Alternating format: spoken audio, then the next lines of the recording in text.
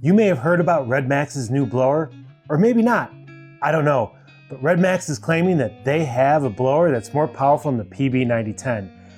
Now, I ran across some information that made me kind of question this, and so I'm going to run some scientific tests to figure out which one of these two really deserves the title of most powerful backpack blower in the world. Stay tuned.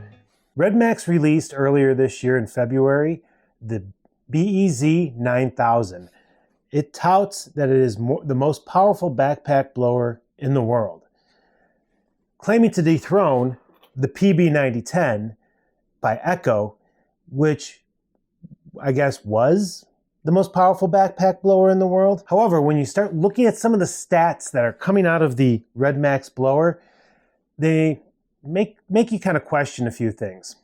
So before we know that, we have to look at the three stats and kind of understand those. So first we're going to go ahead and we're going to discuss the three different rubrics of measurements that are used for blowers. And the first one is miles per hour. This is pretty easy. This has to deal with the speed that the air is moving at. MPH is usually what it'll be known as, standing for miles per hour. The other one is CFM, which is cubic feet per minute. Even though you may have not known what CFM it stood for, you probably have heard that before, and you probably know that has to deal with the volume of air that is actually being put through with the blower. Now, these two particular rubrics are pretty easy to manipulate, especially if you want to get higher miles per hour. You simply shrink the tube down. If you want more CFM, you increase the size of the tube. There is a maximum that you can get out of CFMs, and you can really have to end up with a really tiny tube depending on the power that's coming out of the initial source of the blower. Typically, when we look at professional blowers, it has been that we wanted to always look at the CFMs. The reason why, that was the number that you could shrink, not grow. Whereas with miles per hour, you could grow that number fairly easy by shrinking the size of the tube. Now, it was a typical trick to, especially in the residential markets, to shrink the tube so that you would have a high mile per hour reading, because most homeowners wouldn't know what CFMs meant. We would always look at the CFM number as professionals because that was the one that was more difficult to manipulate, and the higher the CFM number, the better it was. Typically, when you look at miles per hour versus CFMs, miles per hour will thrust whatever you're blowing further, whereas CFMs will allow you more mass. A lot higher number of CFMs will allow you more mass of product to be able to be blown. There has always been this kind of unwritten law that you would look at the CFMs over the miles per hour. Well, it really has to deal with your application on which one you want to be higher. If you're dealing with like residential properties, yeah, CFMs are probably better because you can move more mass and not blow it all the way into the neighbor's yard. But if you're dealing with very large acreages, you probably want to look at miles per hour so you can thrust those things into the woods a lot farther, faster, or to the curb or wherever you're putting them to be cleaned up or decompose. The idea of dealing with miles per hour versus CFM as being a good rubric of how powerful a backpack blower is really doesn't hold the muster. And that's where our third one comes in. Newton's force is really what the professional terms in, but we abbreviate it as newtons. It's usually marked with an N in the lineup of all of these stats. You're going to look for newtons, and that's really going to tell us which one of these two are more powerful. I've done some scientific research to try to figure out how do I figure out what the newtons are. And I found a way. What I have here is actually a gauge to read the amount of Newton force. So if I put my hand on it, you can see it lights up and it's beginning to change the number, and that number tells you how much force my hand is putting into this meter. I can't exactly blow this to get the force, so we had to come up with a little bit of a different way of doing this. But this will read directly how many newtons of force I'm putting on. So that's exactly what we're trying to do with the air. Typically, we would say that would be CFMs, but Newton's force doesn't just use CFMs. It also uses the mile per hours, and you need to factor in things like the pressure, the humidity, the temperature. So how are we going to do this? We're going to use science. That's right, my own special science, that landscaping science. All right, so after scouring the internet, tried to figure out how was I going to measure the miles per hour. Well, the manufacturers give this, and I usually would use an ammeter. However, most ammeters probably only go up to about 100 miles per hour. I did find one that went up to 200 miles per hour. I almost bought it, but then I looked at the price and decided I'd rather stay married. Instead of doing that and figure out the miles per hour, the CFMs are easy because all you gotta do is take the miles per hour, divide it by multiply it by the area in square feet, and you should get the CFMs. Even though it takes both of these factors into place, you also had to figure out the temperature, the humidity, and that was easy. I had a Govee thermometer that I would use because basically the air coming in is exactly what you're getting outside or in that atmosphere. But after going through all of these different little rubrics and trying to figure everything out, I ran across a channel called Reuseful, and I'm going to put a tag into the description so that you can go ahead and find him and you can follow him. He's got a lot of really awesome videos that you can watch. I really have to give the credit for this to him because he actually showed how to figure out the Newton force using a mathematical computation and a shipping scale. Basically, all that you have to do is blow a shipping scale with the blower. It'll read how many pounds of force is coming onto the scale. You'll just go ahead and you would blow it, get the weight in pounds, and then multiply it by 4.45. That'll give you the newtons, roughly. So one of the things I figured out is you want the blower to be about 15 inches away from the scale. And this is also going to vary on the scale depending on the size of the platform that you're going at. But the platform I used, and doing a lot of experimentation with other blowers, that I wanted about 15 inches away. Now, if you see the dust buster above the scale, that's actually about 15 inches above the scale. So that's what I used to measure how far I needed the blowers. Now, after doing all of these wonderful computations and all of these wonderful tests, what did I find out? Well, I found out that this is not the most accurate methodology to use on this, but I also found out a few other things. But first, before I do that, I want to talk about the data from Redmax and from Echo. So when using Newton force to be really scientific, you have to use a proper scientific method.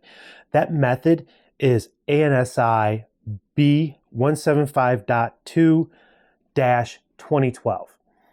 Now, the way I got this is the standard that Echo uses. They plaster that on their webpage so that you know. You also know where they're measuring it from because where you measure it in the tube can make a difference on what kind of data you're going to get.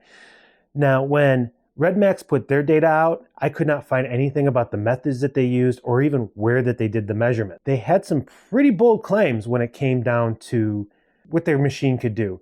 So first, I'm going to go through the Echo PB-9010, and these are probably stats that you're pretty familiar with. So we are dealing with an engine displacement of 79.9 cc's. We are dealing with air volume at the nozzle, as they dictate, which will be your CFMs of 1,110. It has a max speed of 220 miles per hour, and the Newton force comes in at 48. Now, when we look at the EBZ-9000 by Redmax, so they are dealing with a 79 cc engine. Now, this is kind of different from the 79.9. So this was the first kind of red flag, I guess you can say, from Redmax that I had encountered. How are they using a lower powered engine to produce more power? Well, I'll get to that later in the video. They have 1,245 CFMs compared to Echo's 1,110. Now, it's just a little bump up, but if you look, their airspeed is 216 miles per hour, is slightly lower with the Echo's 220. But they're also saying the blowing force is 56 newtons. All you have to do is look at the tube sizes to see how they could get that 158, that higher CFM number, and that lower mile per hour number. This was the really telling one at 56 newtons compared to 48 newtons. That's where my mind kind of went, huh? When you talk to a Redmax dealer, the first thing they're going to talk about is the CFMs. They're not going to talk to you about newtons.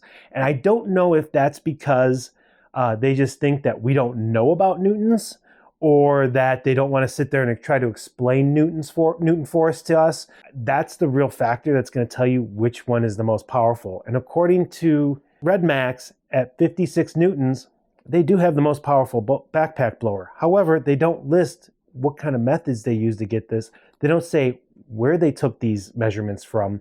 So is it really more powerful than the PB-9010? So after running my own tests, this is what I came up with. Echo PB-9010 came in at 51 Newtons. EBZ-9000 by Redmax came in at 53 Newtons, meaning it's more powerful than the PB-9010 by a little bit. We're talking probably about actual pound of pressure. The EBZ-9000 is the most powerful backpack blower in the world. My numbers don't quite match up with what the manufacturer said.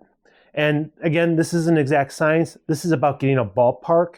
But one of the things I can tell you is by using the data that I collected, I used the exact same instruments under the exact same environments for each one of these blowers. Even though the numbers don't match up, they're probably going to give a more true representation about the differential between the two blowers. I have to kind of question, because at least with Echo, they're telling me exactly how they're getting those numbers. With Redmax, they're not. And it seems like these two blowers are a lot closer together. So in all this, I want to give a little bit of a disclaimer. The machines weren't quite up to par. And what do I mean by that? Well, originally I was planning on doing this at the Equip Expo, and if you've watched my past videos, you find out Husqvarna didn't have an outdoor booth at the Equip Expo. So in this testing, I got these two demo units, and were both demo units, one from Echo, one from Husqvarna.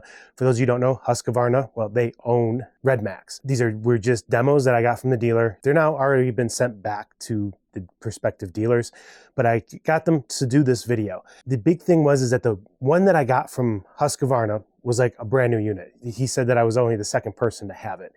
The one that I got from Echo had definitely been around the block a while. I think that at some point in time, somebody had messed with the carb.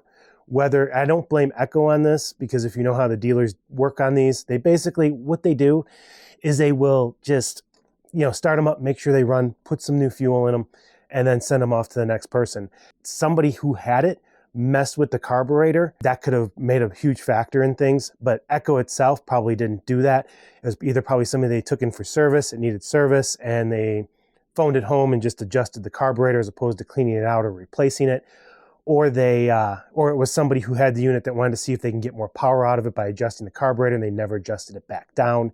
But it definitely, I don't think, had factory specs on it. And the reason why, that sucker, for as little as I used it, really sucked up the gas that was in it. I don't think that thing had a proper tune. I think it was tuned for performance and not necessarily what you would get out of the factory. In case you got a PB-9010, you want it to be just as powerful as the EBZ-9000. Now you know how to do it. So that's one of the big factors. Now, so just to recap, I got 51 Newtons out of the 9010, and the EBZ-9000 53 Newtons, which amounts to less than a pound worth of difference.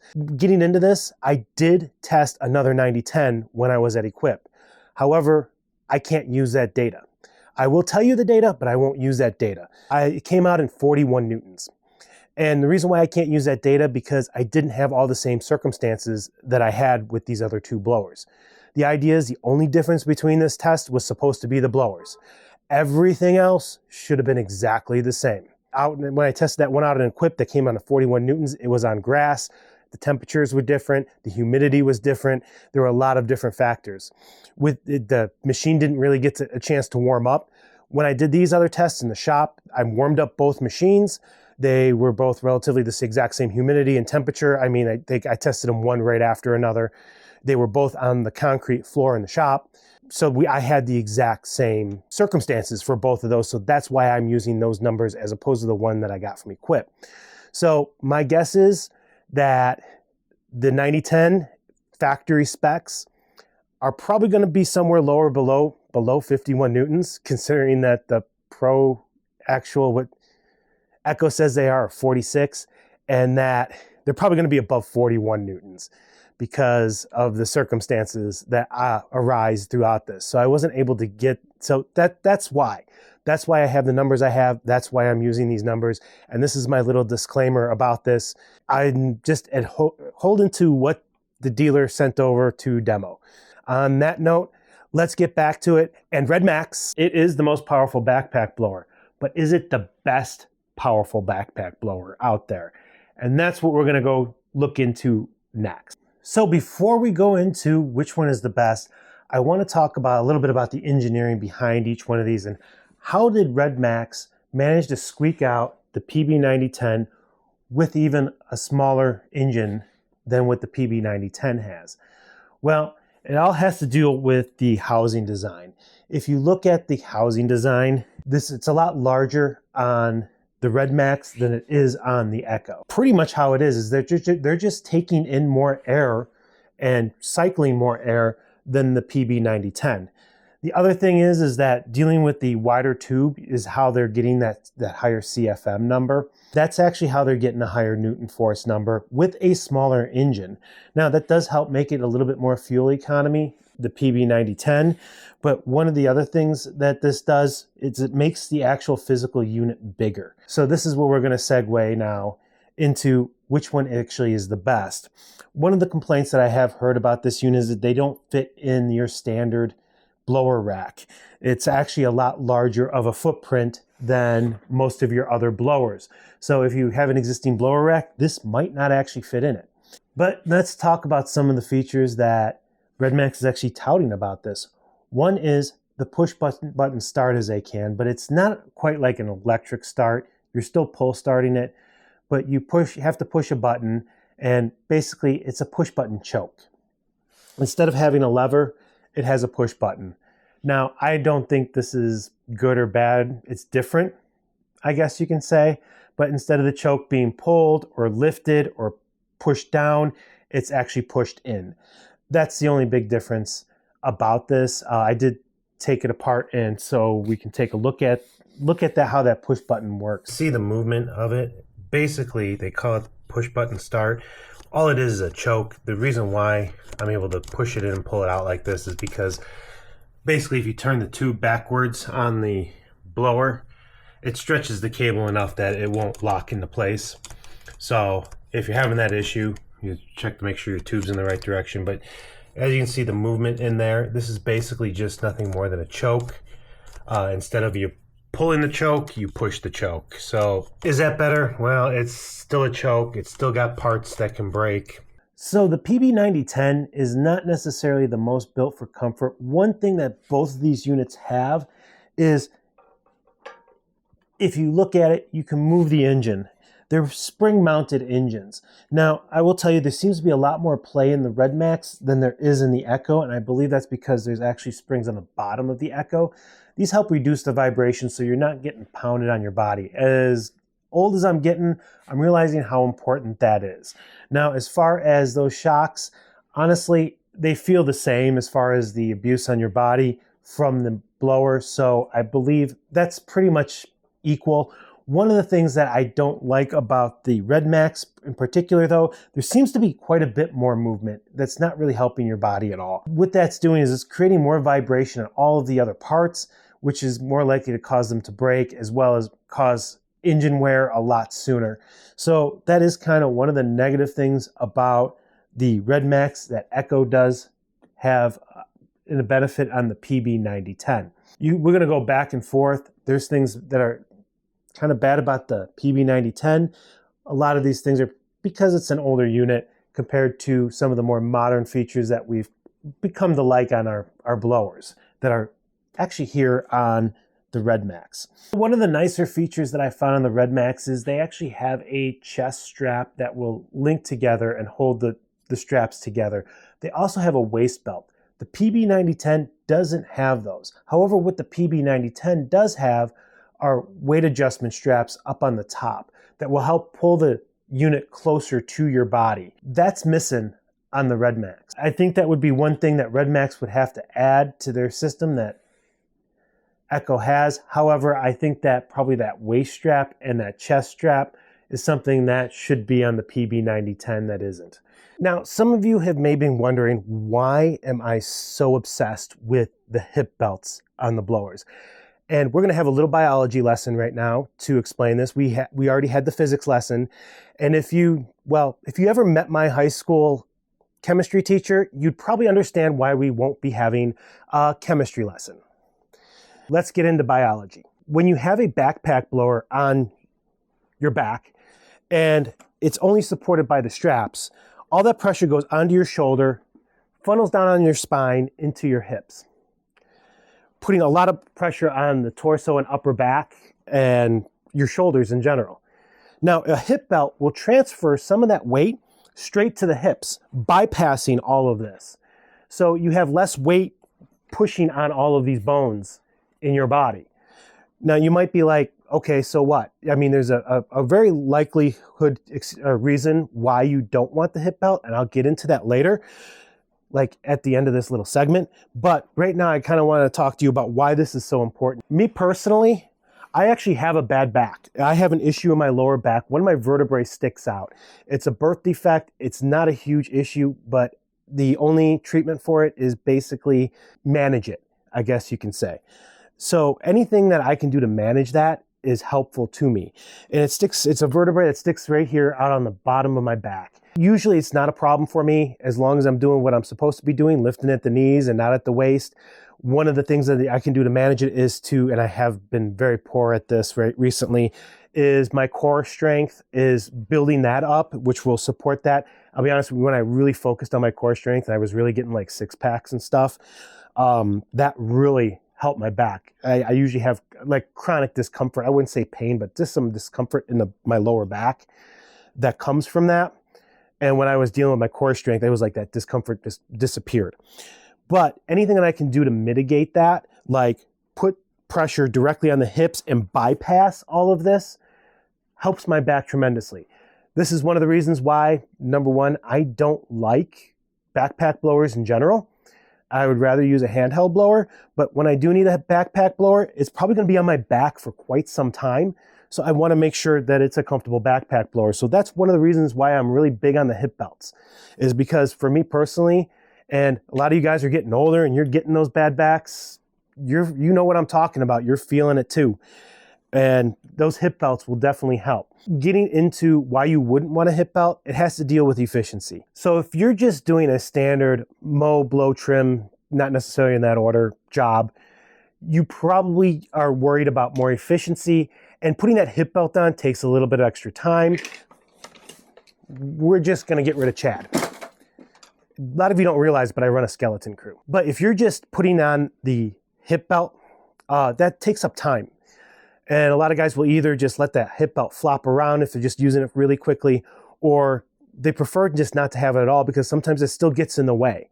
Now, I think the better option for this would be if they designed a hip belt that you could take on and off and still be able to use that, and be able to have that chest strap as well is also really kind of important to really being able to distribute the weight properly.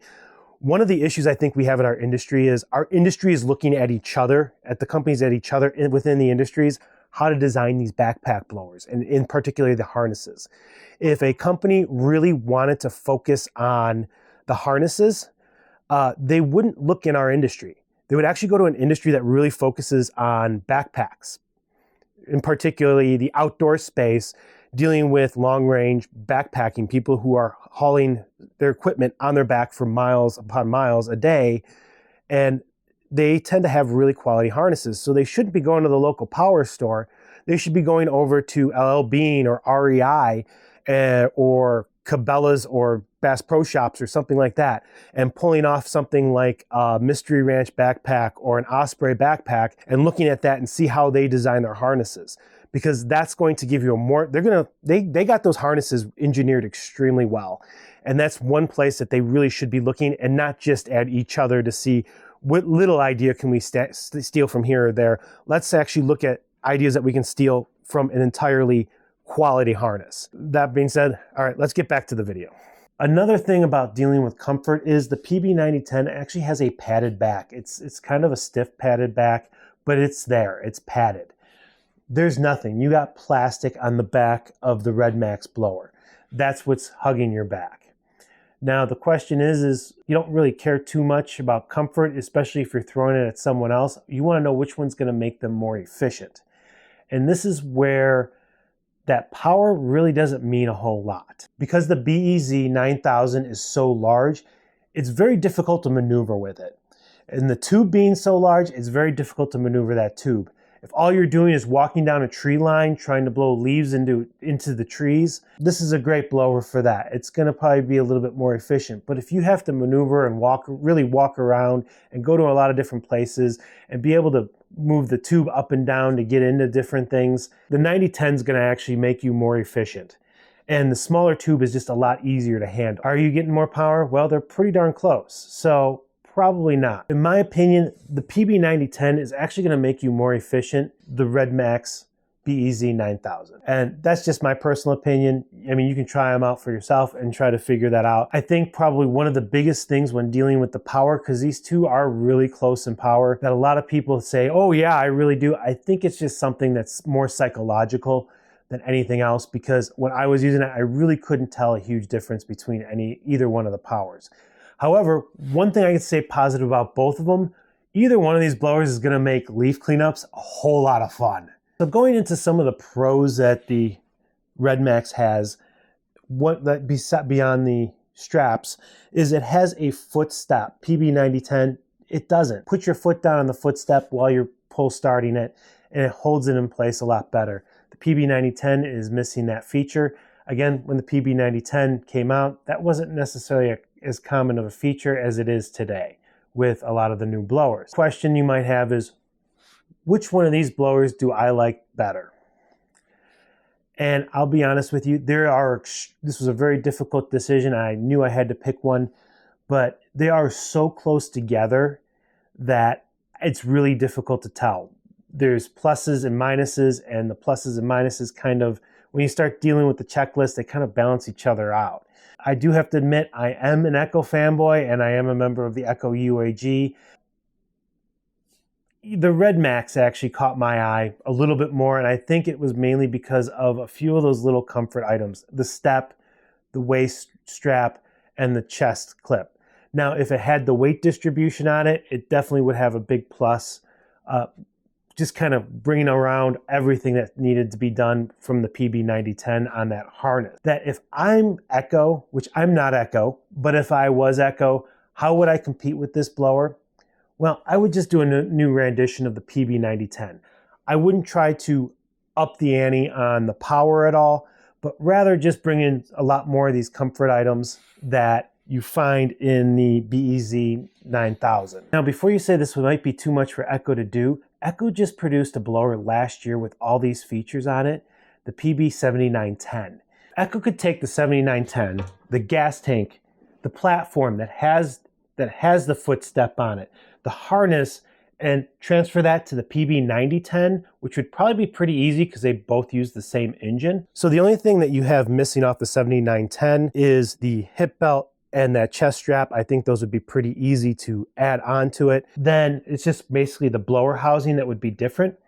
Then I think that Echo would actually have a blower that could easily compete and probably even be more popular because it would be much easier to use, almost the identical kind of force as the EBZ-9000. I sat there and I said, I like the EBZ-9000 more, but if I were to purchase one of these blowers today, I wouldn't buy the EBZ-9000 because of primarily two factors. The PB-9010 has been around a lot longer. It came out in 2000. A lot of the kinks and things like that have been worked out, so I know when I get that new unit, it's gonna work well. If there's a problem with that unit, it is a problem with that particular unit and not with the model as a whole. As far as the EBZ-9000, this came out in February of this year. What problems are going to happen are still to be seen. The other thing is price. This runs at about $650. This one runs at about $800. Is it worth an extra $150 for the kind of comfort that you're getting out of the harness? I don't believe so.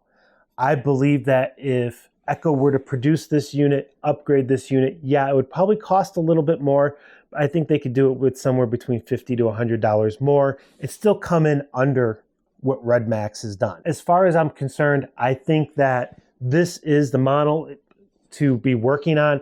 So knowing how Echo does their numbers, it probably wouldn't be a PB-9010, it'll probably be like a PB-9011 or something like that, because it would be considered a new model, with all of those new upgrades. But if they did those upgrades, they would have a blower that could still easily compete with this. I think would be more popular than this one could be just because of how much more versatility that you can have with this particular blower. This is probably more power than you really need. So if you look at it, Steel came out with the 880, which is about 41 newtons. This new blower by Echo that they put out last year is also at 40 newtons, even though it uses a lot of the same kind of hardware that the PB-9010 does. And I think that's really the sweet spot in a blower as far as power. You don't really need more than roughly about 40 newtons worth of power. So dealing with these are really big blowers. And when I've been talking to people who have had 9010s, they typically have another blower that they use on a daily. And the 9010 is just a get out of jail free card kind of a thing that they use maybe 1% of the time, when the other blowers, what they're using 99% of the time. So I don't really think you need all of this power from either one of these blowers, to be honest. So if you're looking for that most powerful backpack blower, even though it's not very much more powerful, this is your blower, the Redmax EBZ-9000. If you're looking for a really powerful blower that is going to be a lot easier to use and have a lot more versatility, you probably want to look at the Echo PB-9010. I do hope Echo looks at upgrading the 9010 to putting a lot more of those comfort items, because I think that's just going to push this to where this is at. And yeah, you'll get a couple more newtons, but as far as the size overall of the unit, that this is actually going to be the better unit and probably the unit of choice if those things are added to the PB-9010. That being said, well, I hope you found this video useful. I hope you learned something, and I hope this helped you decide on what your next blower should be. So on that, I'll see you next time.